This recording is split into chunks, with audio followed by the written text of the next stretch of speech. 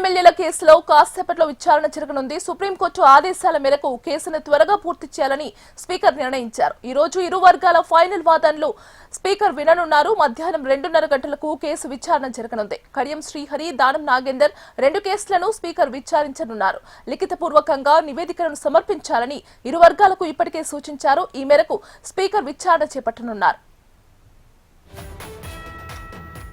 సంబంధించి మరింత సమాచారం అందించడానికి మా రీజనల్ కోఆర్డినేటర్ అశోక్ ఫోన్ లో సిద్ధంగా ఉన్నారు. అశోక్, గీతిక మరి కాసేపట్లో అంటే మధ్యాహ్నం 2:30 గంటలకు అయితే ఫిరాయింపు ఎమ్మెల్యే కేసుకు సంబంధించి స్పీకర్ విచారించనున్నారు. ఇవాళ కీలకంగా స్టేహన్గన్పూర్ ఎమ్మెల్యే కడియం శ్రీహరి, ఖైరతాబాద్ ఎమ్మెల్యే దానం నాగేందర్ ఈ రెండు కేసులను కూడా స్పీకర్ ప్రసాద్ కుమార్ విచారించనున్నారు. ఏదైతే సుప్రీంకోర్టు ఆదేశం మేరకు ఈ కేసుకు సంబంధించి పూర్తి చేయాలని చెప్పేసి స్పీకర్ కి ఇప్పటికే నిర్ణయించారు.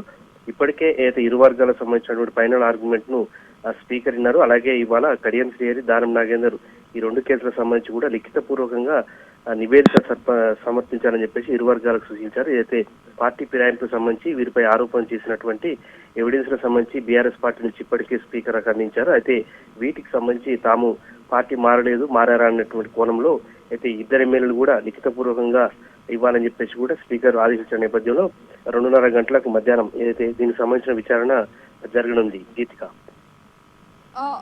అశోక్ చెప్పండి, రాజ్యాంగంలోని ఏ ఆర్టికల్ ఆధారంగా వాదనలు వినిపించనున్నారు?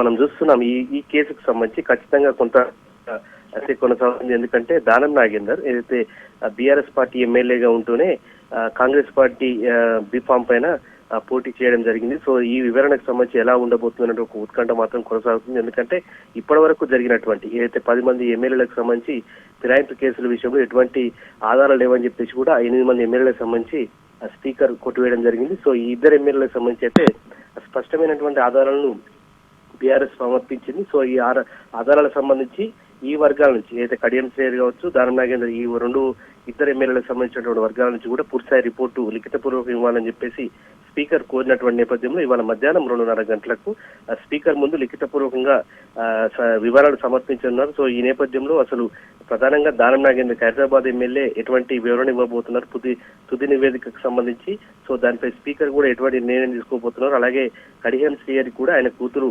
కడియం కావ్య వరంగల్ ఎంపీగా పోటీ చేశారు. సో ప్రచారం సంబంధించి కావచ్చు, ఇతర విషయాలకు సంబంధించి కూడా తుది నివేదిక ఇవాళ స్పీకర్ ముందు ఉంచబోతున్నారు. సో ఈ ఇద్దరు ఎమ్మెల్యేల అంశానికి సంబంధించి అయితే స్పీకర్ ఎటువంటి నిర్ణయం తీసుకుంటారనేటువంటి కోణంలో తీవ్ర ఉత్కంఠ మాత్రం కొనసాగుతున్న పరిస్థితి మనం చూస్తున్నాం. గీతిక, రైట్ అశోక్, థ్యాంక్ యూ.